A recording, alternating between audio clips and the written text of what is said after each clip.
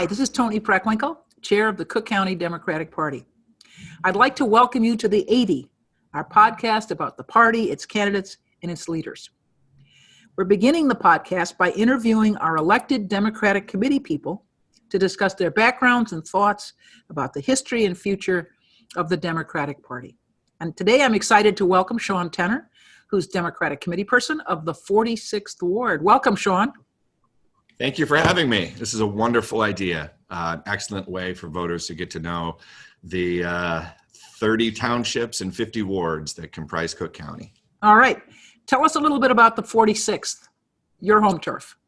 All right. Well, the 46th Ward runs roughly from Addison on the south to Lawrence on the north. So while we don't quite have Wrigley Field, we definitely have a lot of Wrigleyville. And in the north end of the district, we have the Uptown Entertainment District on Lawrence and Broadway, which is a number of famous nightclubs, concert venues, and is just a wonderful piece of Chicago history. Our 46th Ward Democrats office, for example, is above the Green Mill Jazz Club, which is the oldest continuously operating bar in the city of Chicago, and has quite an interesting history. Right down the river, isn't that what it is? Isn't it Pardon? close to the river? Isn't it close to the river? Right up the river? The Green. So the Green Mill is on Lawrence and Broadway. Oh, okay. And, No, it's not. If this wasn't COVID times, and if it was nighttime, we would hear the jazz floating up, and probably Al Capone's ghost too. Very interesting place. All right. So this is this in good Democratic tradition. You got an office above a bar. Right. And I will also add that John, the surgeon who helped John Dillinger escape, his office is now my office, and there is no more interesting place than the corner of Lawrence and Broadway in Uptown. You're a Chicago history buff, so this all appeals to you. Guilty as charged. Yes. All right. So you've got a very diverse ward, and you've got an office above a bar. A jazz club. A jazz club. Help us out. How did you get in politics? And of course, you love Chicago history. A little bit of both. What's the story here? Well, my parents were both dyed-in-the-wool progressives, which is challenging. I actually grew up in Naperville, and DuPage County in the 80s was one of the most iconic Republican counties in the country. I mean, that was the place that you could really gauge the strength of Ronald Reagan and other Republican candidates was by, how much of a margin would they crush the Democrats in DuPage County. And I think probably my first political memory is my dad slapping his head when he heard on the radio that Walter Mondale lost 49 states. I remember being in the car for that moment. So, I would point out that I grew up in Minnesota. Oh, thank you for that one. The one state, right, which he did not carry, and as things unfolded, we adopted bumper stickers that said, "Don't blame me, I'm from Minnesota." But go on. We should also give credit to our friends in the District of Columbia. That's right. Stuck with it for both McGovern and Mondale. So, my parents and the Unitarian Church that I grew up in were both, great influences in terms of paying attention to social justice issues. And I remember the first campaign I was involved in was in sixth grade in 1988. I led the Dukakis forces to a crushing defeat in my mock election.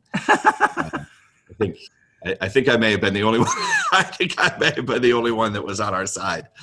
So I always loved watching election nights, just the excitement, the uncertainty, watching the numbers come on the board, and that hasn't changed. But in terms of first becoming interested in policy, I remember in 1995 when I was in high school, and the Democrats had lost the majority. They'd lost every statewide seat in Illinois. And they were in a minority in the state Senate and the state House.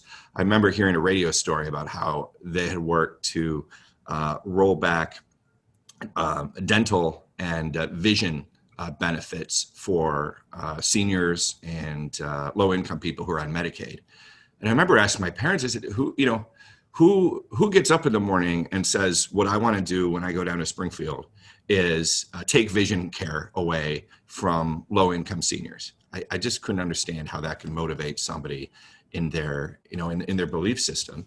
And, that stuck with me. And I went to American University for college. I transferred to Georgetown the next year. And it turned out I was really in the right place at the right time because while I went there to study in the foreign service program, it was such an interesting environment because you had the Democrats and President Clinton almost rejuvenated by pushing back to what Newt Gingrich and the Republicans were doing, and Democrats standing up for Medicaid and Medicare and Social Security and the environment. And just by being where I was and being at a school that had a really active college Democrats program, I was able to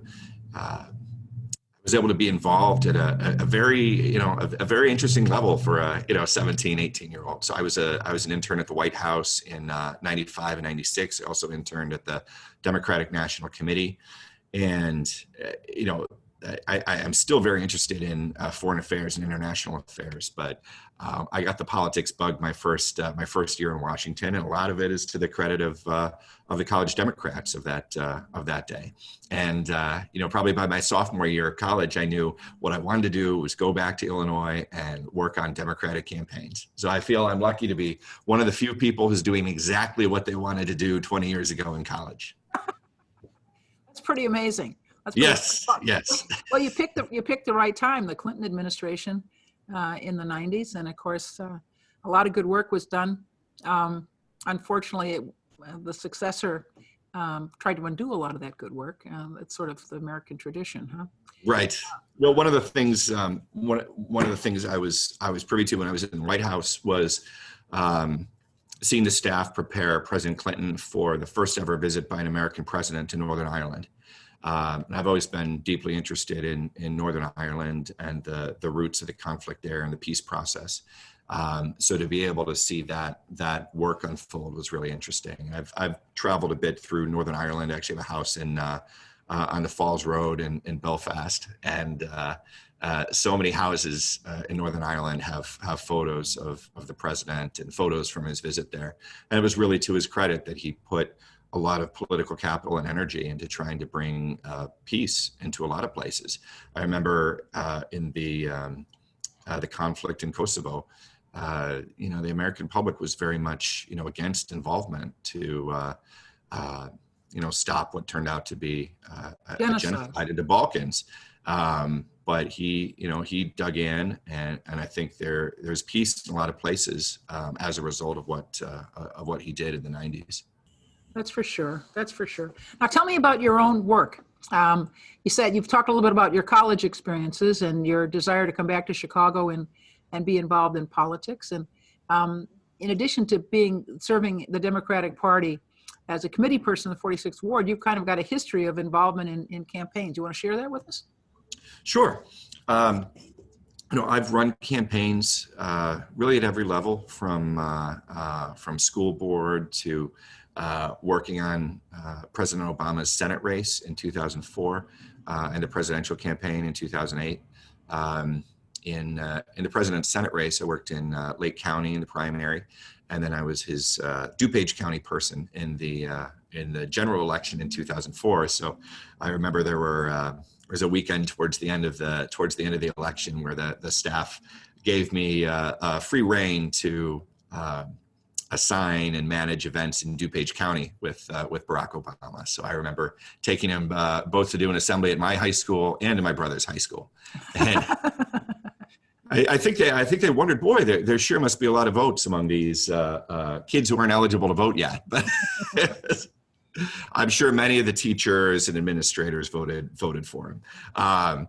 So and then the 2008 presidential election, I mean, that was one of the most amazing experiences that anybody could have.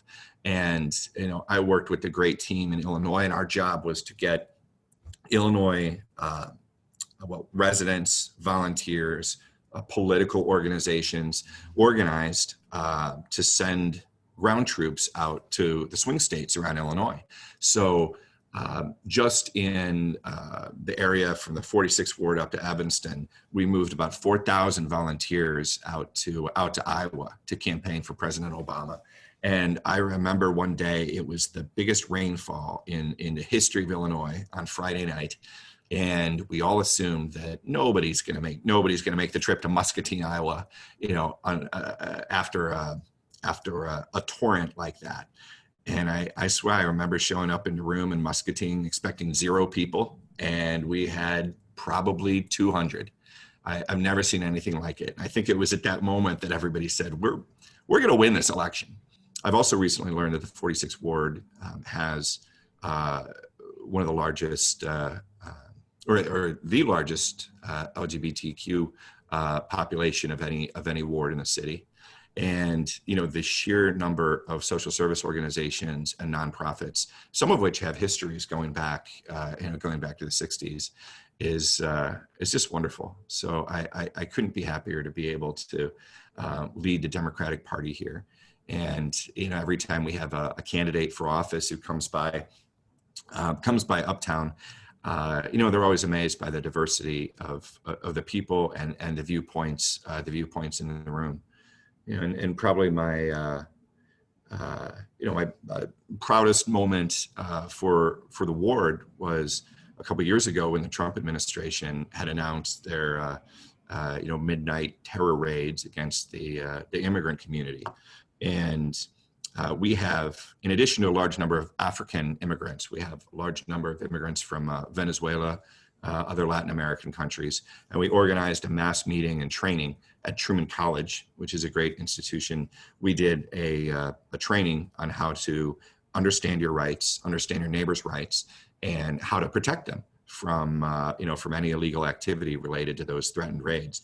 And to get 100 people out from all different backgrounds, many of whom were not at risk themselves, but understood that their neighbors were at risk, all dedicated, all coming together to say, everybody in this community is going to be safe. I mean, that was my proudest moment as not just committeeman, but as a 46th ward resident. Well, you should be proud of the residents of the 46th ward. Absolutely. This has been a trying time for our country for sure, but in particular our immigrant communities. And I'm grateful that the folks were willing to stand up for their families and friends and neighbors. So, well, what advice do you have for us as Cook County Democrats as we look to a Democratic administration in Washington? Well, again, I think it's important that we all press the administration to remember, the folks who are struggling most deeply.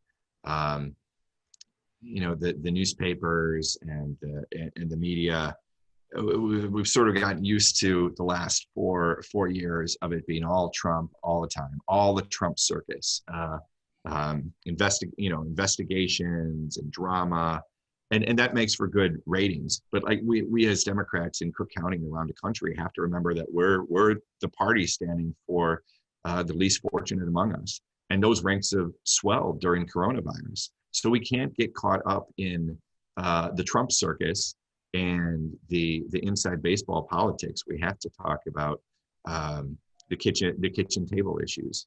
And, I think that goes not just for low income folks, but certainly, there are a lot of, working class folks who've been more attracted to the Republican Party. And I don't believe that we can just give up and say those folks are gone forever. Because if you look around Illinois, the politics are so fluid. There are parts of Cook County that have flipped from Democrat to Republican to Democrat to Republican again, and so we got to keep fighting for every vote. I mean, who would have thought that some of these, very very affluent areas up north would eventually become incredibly Democratic? I mean, Evanston and the areas north and west of Evanston used to be incredibly Republican, and now they're very Democratic because people working hard there didn't give up.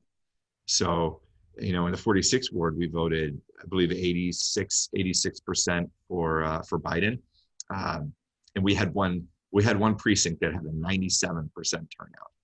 Pretty So good. you might think we've hit the high water mark here, but let's keep going. Let's try to get more precincts that have 97% turnout. Turn the 97% turnout precinct into an 100% turnout precinct. So my advice would just be to keep fighting for every vote. And if you're in an area like the Northwest Side, which seems to be trending Republican, well, we keep fighting and talk to voters and try to win everybody over to our ideas. I think that's a good place to conclude our interview. Thank you very much, Sean Tenner. Oh, my pleasure. It's great to see you both, and look forward to the meeting next week. All right. Thanks very much for joining us. This is Sean All right. Tenner, Democratic Committee Person of the 46th Ward. Thank you. Thank you.